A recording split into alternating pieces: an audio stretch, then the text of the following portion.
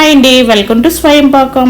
ఈరోజు వీడియో వచ్చేసి చాలా సింపుల్గా చాలా టేస్ట్గా టమాటా రసాన్ని ఎలా తయారు చేసుకోవాలో చూపిస్తానండి. నేను తయారు చేస్తున్న విధంగా చేశారంటే మీరు గ్లాసులు తాగేస్తారండి, అంత బాగుంటుంది. ఇప్పుడు రెసిపీ విధానం వచ్చి చూపిస్తున్నాను. ముందుగా ఈ రసానికి ఒక పౌడర్ రెడీ చేసుకోవాలండి. పౌడర్ కోసం ఒక మిక్సీ జార్ తీసుకొని అందులో ఒక పెద్ద స్పూన్ ధనియాలు వేసుకోవాలండి, 1/2 టీ స్పూన్ జీలకర్ర, 1/2 టీ స్పూన్ మిరియాలు, ఒక 10 మెంతి గింజలను వేసుకోవాలి. అలాగే 6 వెల్లుల్లి రెబ్బలు, ఒక రెమ్మ కరివేపాకును వేసుకొని కోర్స్గా బ్లెండ్ చేసుకోవాలండి. ఈ విధంగా బ్లెండ్ చేసుకొని దాన్ని ఒక బౌల్లో తీసుకొని ఉంచుకోవాలి ఈ పౌడర్ని.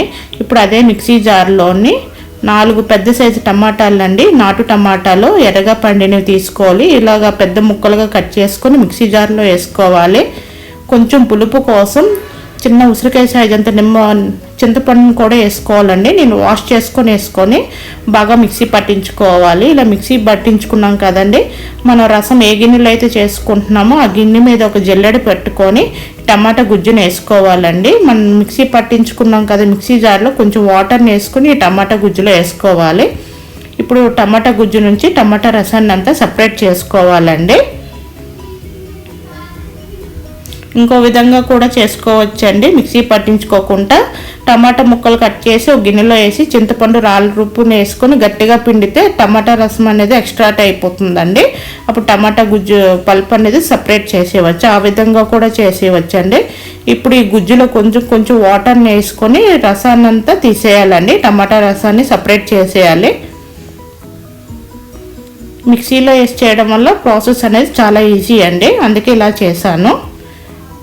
ఇప్పుడు ఇలా టమాటా రసాన్ని వేడి చేసుకున్నాం కదండి, మనం ఇప్పుడు కన్సిస్టెన్సీ తగ్గట్టు వాటర్ని కూడా యాడ్ చేసుకోవాలండి. వాటర్ని యాడ్ చేసుకుని ఇప్పుడు ఈ గిన్నె స్టవ్ మీద పెట్టుకోవాలి. ఇప్పుడు స్టవ్ మీద పెట్టుకున్నాక 1/4 టీ స్పూన్ పసుపు వేసుకోవాలండి. రాళ్ళ ఉప్పు రుచికి తగినంత వేసుకోవాలండి.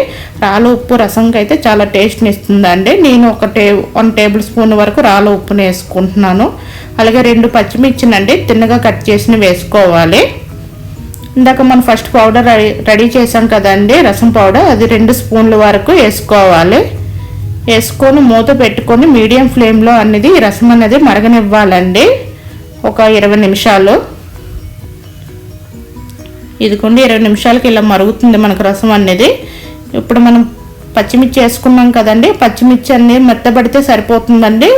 మెత్తబడితే టమాటా అనేది పచ్చివాసన అనేది పోతుందండి, అంతవరకు మరిగించుకోవాలి. ఇప్పుడు ఇందులోనే ఒక గుప్పెడంతా కొత్తిమీరని వేసుకొని 2 నిమిషాలు మరిగించుకోవాలండి. ఈలోగా మనం రసానికి తాలింపు పెట్టుకుందామండి. వేరే స్టవ్ మీద ఒక తడకా ప్యాన్ పెట్టుకోవాలి. తాలింపు తగినంత ఆయిల్ని యాడ్ చేసుకోవాలి. ఆయిల్ వేడెక్కినాక 1/2 టీ స్పూన్ వరకు ఆవాలు యాడ్ చేసుకోవాలండి. ఆవాలు వేసుకున్నాక చిటపటమనాలి. తర్వాత 1 టేబుల్ స్పూన్ వరకు శనగపప్పు, 1 టేబుల్ స్పూన్ మినపప్పు, కొంచెం ఇంగువను కూడా వేసుకోవాలండి. అలాగే తొడిమిలతో సహా ఎండుమిర్చిని ఒక 3 వేసుకోవాలి. కరివేపాకు 1 రెమ్మ వేసుకొని పోపు అంతా ఎర్రగా వచ్చినంత వరకు వేయించుకోవాలండి.